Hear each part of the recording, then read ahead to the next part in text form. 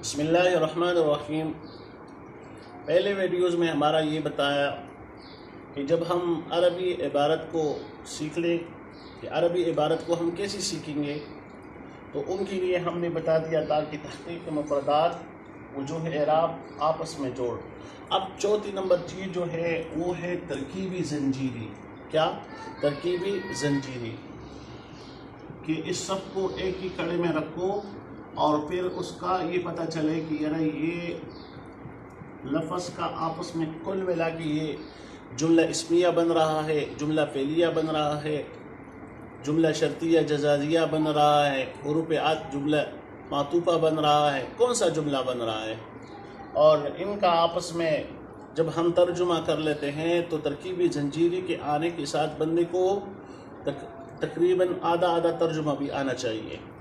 تو اب چوتھی نمبر پر ہم کہتے ہیں ترکیبی زنجیری۔ ترکیبی زنجیری کا کیا مطلب کہ ہم اس کو ایک ہی جملے میں سب کو دیکھیں، ہم نے کہا الحمدللہ رب العالمین۔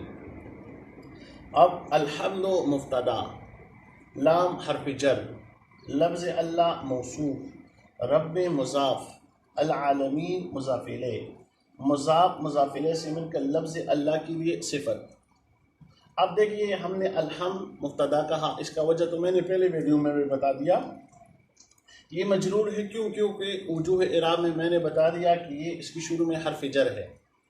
موصوف صفت کا ترجمہ بھی بتا دیا کہ موصوف اور صفت کو ہم کیسے پہچانیں گے۔ تو پھر موصوف صفت کے بارے میں آپ لوگوں نے کہا کہ صفت وہ تابع ہے۔ آپ لوگوں نے مرفوعات، منصوبات، مجرورات پڑھ لیے۔ مرفوعات، منصوبات، مجرورات آپ لوگوں نے ان کی تعداد بھی پڑھ لی۔ پھر اس کے بعد آپ لوگوں نے کہا کہ توابع، تو توابع کیوں پڑھتے ہیں؟ توابع یہ تابع کی جمع ہے۔ جس طرح کی فعل، فاعل، مبتدا، خبر، حروف مشابہ بالفعل وہ ایک جملے کی طرف ان کی احتیاج، تو اسی طرح بعض اسماء ایسے تھے جو اپنے ماقبل کے تابع تھے، یعنی اپنے ماقبل کے بغیر نہیں آتی، جس طرح کی فعل بغیر فاعل کے، مبتدا پہلے میں نے آپ لوگوں کو بتا دیا۔ تو اسی طرح موصوف بغیر صفت کے اور تاکید خاموقت بغیر تاکید کے، تو 5 قسم کی توابع ایسی تھی کہ وہ بھی مرفوعات، منصوبات، مجرورات کی طرح تابع تھے، لیکن ان کے لیے کوئی احکامات نہیں تھے۔ تو اسی وجہ سے وہ احکامات ادھر ذکر کر دیتے ہیں کہ پہلے قسم پر ہے صفت وہ تابع ہے جو اپنے مطبوع کی حالت کو بیان کرے یا اپنے مطبوع کے متعلق کی حالت کو بیان کرے۔ جیسے کوئی کہے جاءنی رجل عالم، میرے پاس وہ بندہ آیا جو عالم تھا۔ رجل عالم، تو یہ علم ایک صفت ہے، لیکن صفت کس کی بتا رہے ہیں؟ عالمون کی بتا رہے ہیں۔ تو اب یہ صفت 2 قسم پر ہے، یا تو صفت بحالی ہی ہوگا، کیا ہوگا؟ صفت بحالی ہی، اور ایک ہوگا صفت بحال متعلق ہی۔ صفت بحال ہی اس کو کہتے ہیں جو اپنے مطبوع کی حالت کو بیان کرے۔ صفت بحال متعلق ہی اس کو کہتے ہیں جو اپنے مطبوع کے متعلق کو بیان کرے۔ جیسے کوئی کہے جاءنی رجل عالم، میرے پاس وہ بندہ آیا یا ایسا بندہ آیا جو کہ عالم تھا۔ ان کی صفت کیا تھی؟ وہ علم کی صفت کے ساتھ متصف تھا، اور وہ اس کی مطبوع کی نہیں بلکہ مطبوع کی متعلق ہو۔ جاءنی رجل ابوہ عالم، میرے پاس وہ بندہ آیا جن کا باپ عالم تھا، یعنی اب علم کی نسبت پہلے صفت بحالی ہی میں اس کے تابع کی مطبوع کی طرف تھا، اب مطبوع کی متعلق کی طرف ہے۔ جاءنی رجل ابوہ عالم۔ اب صفت بحالی ہی یہ 10 چیزوں میں رفع، نصب، جر، ان میں سے ایک، واحد تثنیہ جمع ان میں سے ایک، مذکر مؤنث میں سے ایک، اور معرفہ نکرہ۔ تو اب یہ 10 چیزیں ہو گئے پہلے، تو 10 چیزوں میں سے 4 چیزوں کا ہونا ضروری ہے۔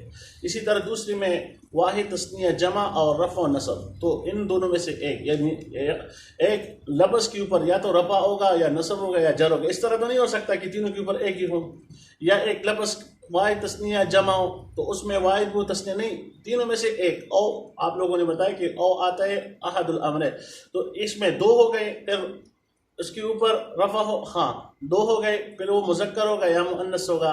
اس طرح تو نہیں ہوتا کہ یہ تو متضادین ہے نا۔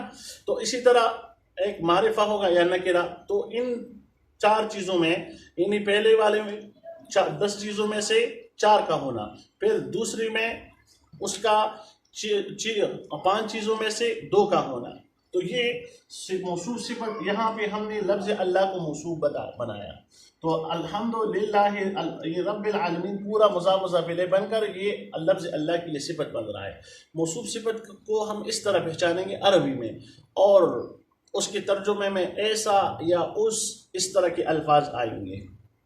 تو میں بات کر رہا تھا ترکیبی آگے بات کر رہا تھا مضاف الیہ کی، کہ مضاف الیہ کو ہم کس طرح پہچانیں گے.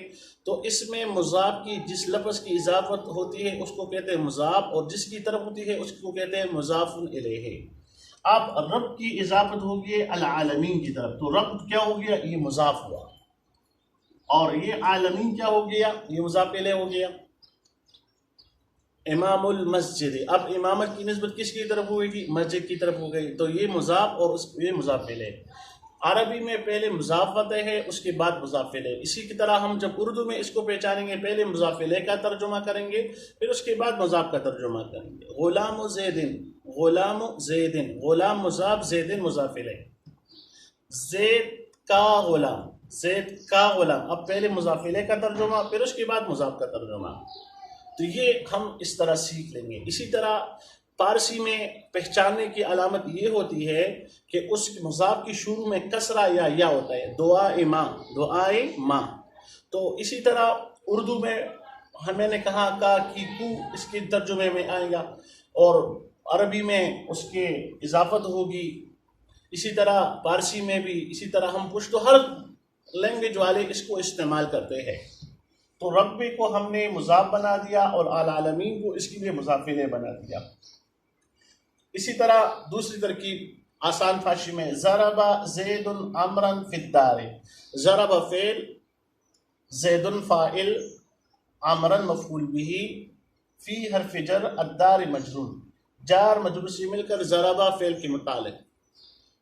یہاں پر یہ فی الدار، یہ حقیقت میں یہ بھی مفعول ہوتا ہے، لیکن یہ ان کے متعلقات میں سے شمار ہوتے ہیں. اصل مفاعل 5 ہیں: مفعول بہ، مفعول بہ، مفعول مطلق، مفعول لہو، مفعول ماہو. پھر اس کے بعد تمیز، حال، ذوالحال اور متعلقات. یہ بھی حقیقت میں مفعول ہی ہوتا ہے، لیکن یہ اس کو ہم جیسے انگلش بھاشا میں کہتے ہیں ہیلپنگ وربس، کیونکہ یہ ان افعال کی کیا کرتے ہیں؟ مدد کرتے ہیں. تو ضرب زید عمرا فی الدار، ضرب فعل، زید فاعل، عمرا مفعول به، فی حرف جر، الدار مجرور. تو اس کو کہتے ہیں ترکیبی زنجیری.